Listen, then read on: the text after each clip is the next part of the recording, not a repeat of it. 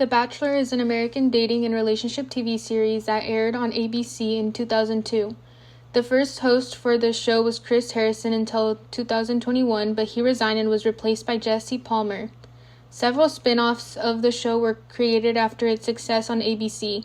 The premise of The Bachelor is that a single man is chosen as the lead of a season and about 25 women are chosen from auditions to compete for the lead. Contestants are eliminated every week while traveling to different locations to get to know more about each other.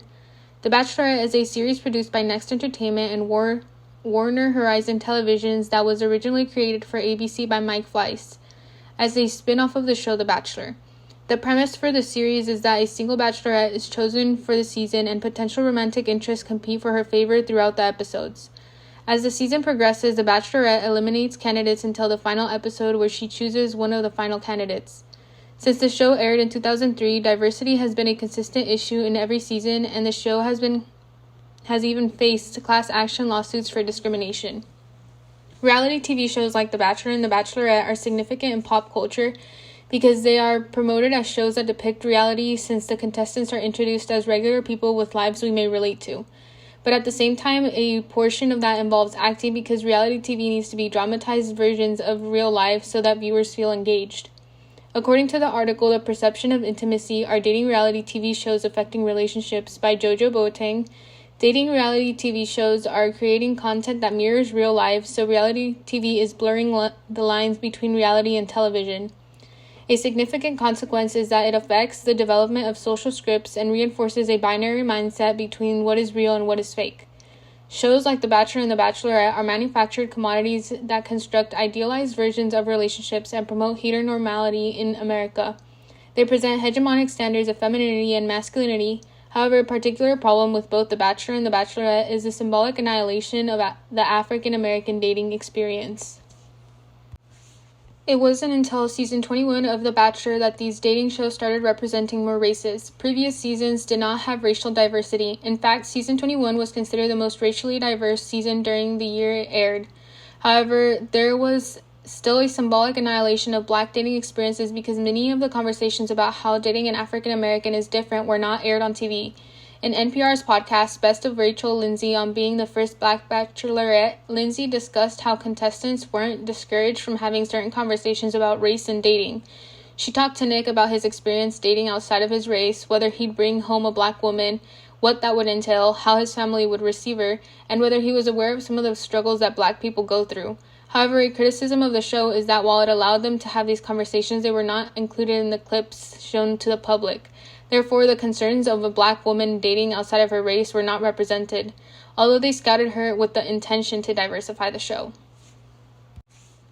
Season 13 of The Bachelorette, released in 2017, was the first season of the popular American reality TV show to star a black bachelorette, Rachel Lindsay. Rachel Lindsay was previously a candidate in season 21 of The Bachelor who questioned the representation of black contestants and candidates in the franchise, particularly the lack of representation of them since they often did not get far in the show. The following will be a clip from the first episode of season 13 of The Bachelorette. The exciting season premiere of The Bachelorette starts right now.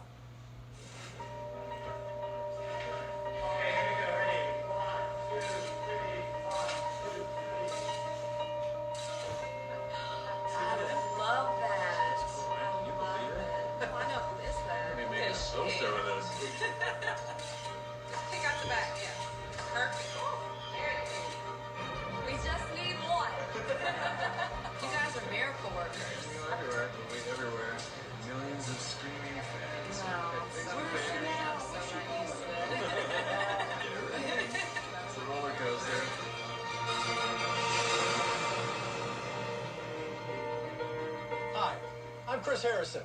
Welcome to an exciting new season of The Bachelorette.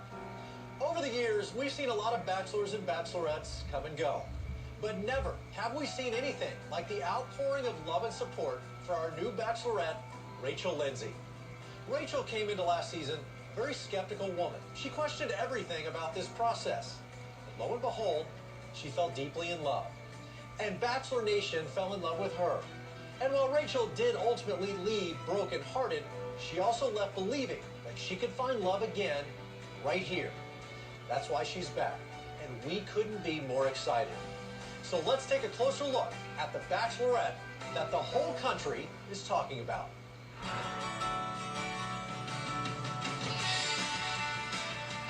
I'm Rachel Lindsay, I'm 31 years old, and I'm your newest Bachelorette.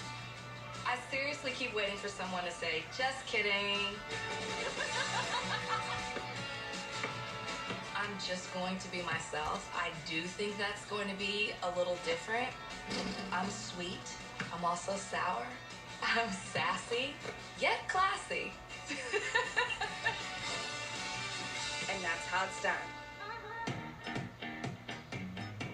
I am a trial attorney. I do civil litigation on the defense side. Objection, Your Honor, speculation. Sustained. Because I've dedicated so much to being an attorney, I have neglected other areas of my life. It's hard to take off that lawyer hat and to put on the loved one. Hi. How are you? I'm good. I'm Rachel. Nice to meet you, Rachel. So nice to meet you. How are you? I came into next season open, but I was still very skeptical that I could actually fall in love with Nick. I didn't really believe that that could happen, but it did.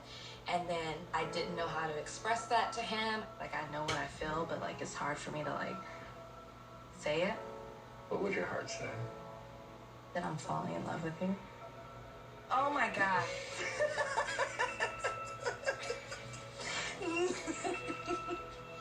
I knew how I felt, but I really waited too long to express that to Nick.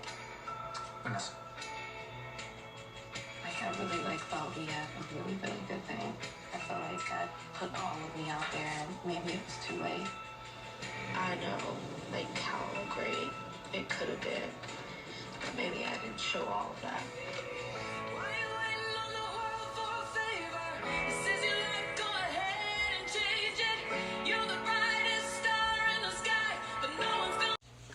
These dating shows promote an adherence to traditional gender scripts from hegemonic culture when dating. There are certain qualities that make men masculine and women feminine based on the clips shown in the episodes. Even when women are the lead of the show, they are expected to present themselves in dresses, do their makeup, and hair.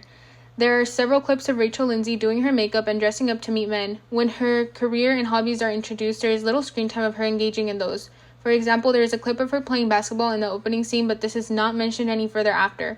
Meanwhile, some of the candidates are introduced. There is more screen time of them at their jobs or working out. The extended screen time of these activities is associated as a masculine activity, while femininity is presented by the clips of Lindsay trying out dresses and makeup for when she meets the contestants.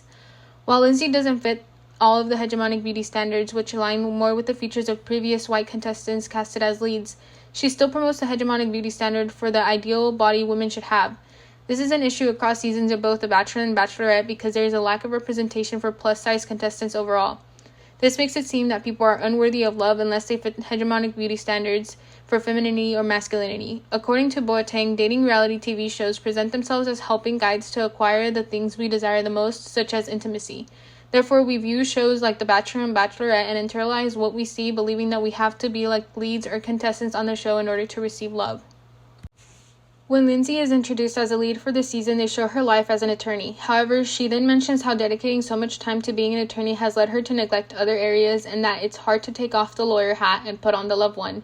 Including this quote from her in those clips promotes the idea that women can't find love while also advancing their careers. In the context of the show, which isolates the leads and contestants, it makes sense. However, when comparing it to the introduction of men competing for her, none of them mention how their dating lives were hindered by their careers. Therefore, this presents the idea to the audience that feminine women deserving of love must focus on the relationship solely, while men can focus on both. Dating reality TV shows that ideal relationships are those between a man and a woman. The Bachelor and The Bachelorette are no exception. For example, Rachel Lindsay mentions how she can't wait to find a contestant who will get down on his knees for her. This is the expectation of women in all the other seasons released because the show only represents heterosexual relationships. The Bachelorette is a top-down expression of dating culture that is not inclusive of queer people or queer relationships. This is important for addressing how dominant culture's heteronormative view of relationships has been maintained over the years. Since queer relationships are not normalized through dating shows, heterosexual relationships are presented as a norm in American dating culture. One of the controversies in the show was casting Lee Garrett, who posted racist tweets before coming on the show. Additionally, these shows provide no support system for candidates who have diverse dating experiences.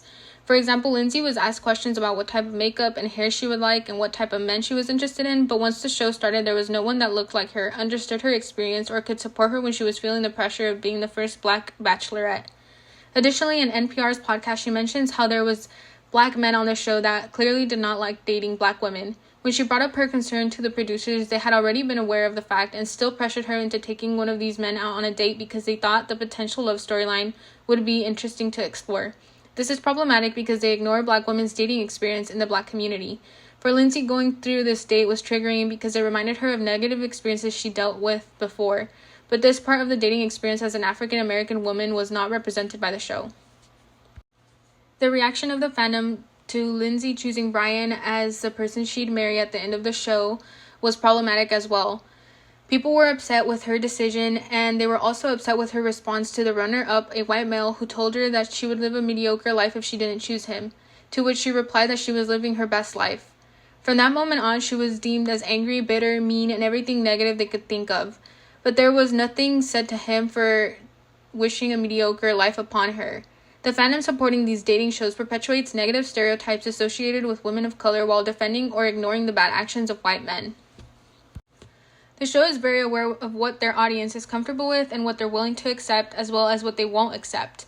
Dominant culture is more accepting of Black women going to white families and asking to marry their son than it is for a Black man to go to a white family to ask to marry their daughter.